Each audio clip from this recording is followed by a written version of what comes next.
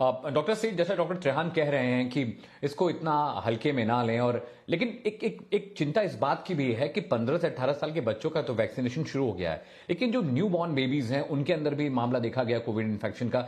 छोटे बच्चे हैं जो किंडरगार्टन में जाते हैं, प्ले स्कूल में जाते हैं, उनकी इम्यूनिटी इतनी स्ट्रांग नहीं होती जो न्यू बॉर्न बेबीज हैं। तो उन बच्चों के लिए इस समय क्लिनिकल ट्रायल किस स्टेज पे है, उनके लिए वैक्सीन कब तक आ सकती है?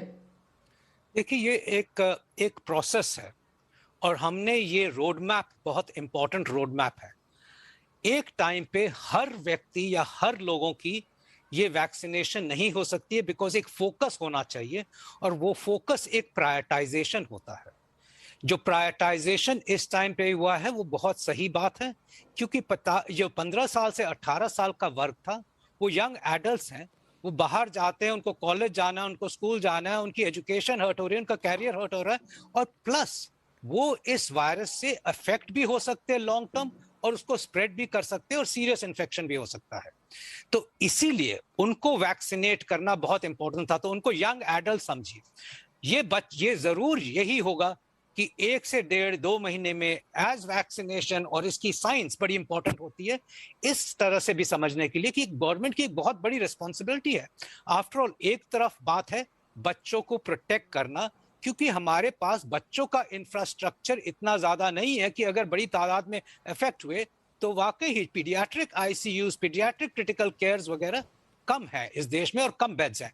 बट दूसरी तरफ ये भी समझने की बात है कि ये बच्चे प्रोटेक्शन में रह सकते हैं इस टाइम पे। जरूरी नहीं है उनको स्कूल भेजना, हमने वो जरूरी नहीं है कि उनको प्लेग्राउंड में अगले 2 महीने के लिए भेजना है, उनको हम प्रोटेक्टेड रह सकते हैं। और अगर ये भी देखा गया है कि उनको जब वायरल इन्फेक्शन होता है तो बच्चों में माइल्ड होता है, और अगर हमें वे करना होता है किस टाइम पे उनको वैक्सीनेशन दें, क्योंकि उनके वैक्सीन के साइड इफेक्ट्स भी हम श्योर हो जाएं कि बच्चों में ज्यादा ना हो।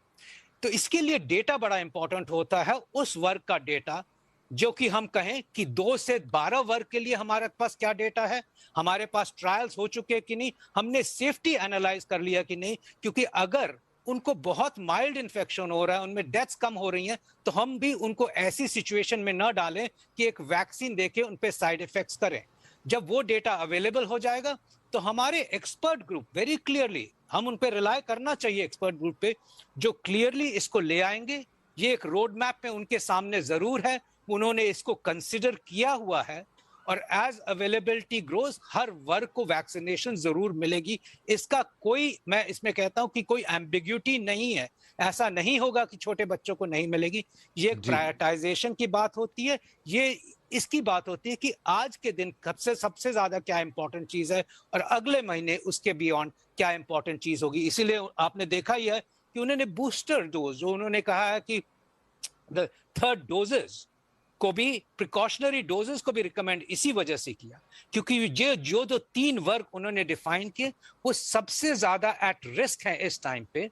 और इसीलिए चाहे वो health care workers and frontline workers हो, चाहे वो एल्डरली विद कोमॉर्बिडिटीज हो, चाहे वो दोज हो जो कि इम्यूनो सप्रेस्ड हैं, जो कैंसर थेरेपी पे हैं, ट्रांसप्लांट जिनका हुआ, जिनकी इम्यूनिटी माउंट ही नहीं हुई, ये 3 वर्ग भी इंपॉर्टेंट हो गए हैं। और ये कहूंगा कि ये रोड मैप में आगे जाके ये प्रिकॉशनरी डोज बढ़ती ही जाएगी और बहुत लोगों को लगती जाएगी, क्योंकि आप तो अब तक समझ ही गए होंगे कि वैक्सीन अवेलेबिलिटी है।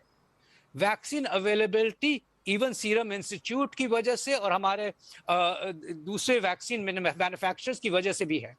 इवन बच्चों की वैक्सीनेशन के ट्रायल्स, जो 2 नई वैक्सीन अप्रूव हुई हैं, उनके भी बच्चों के ट्रायल्स हो रहे हैं और उनके डेटा प्रैक्टिकली अवेलेबल है। इसी तरह कोविशील्ड के भी ट्रायल बच्चों में हुए हैं। सो हमारे पास बच्चों के लिए भी बहुत तादाद में वैक्सीन अवेलेबल हो जाएगी इन द नियर फ्यूचर। सो हमें घबराने की या डरने की या आज की बात ही नहीं करनी चाहिए। ये क्लियरली रोड मैप है, रोड मैप में हर चीज फिट हो रही है।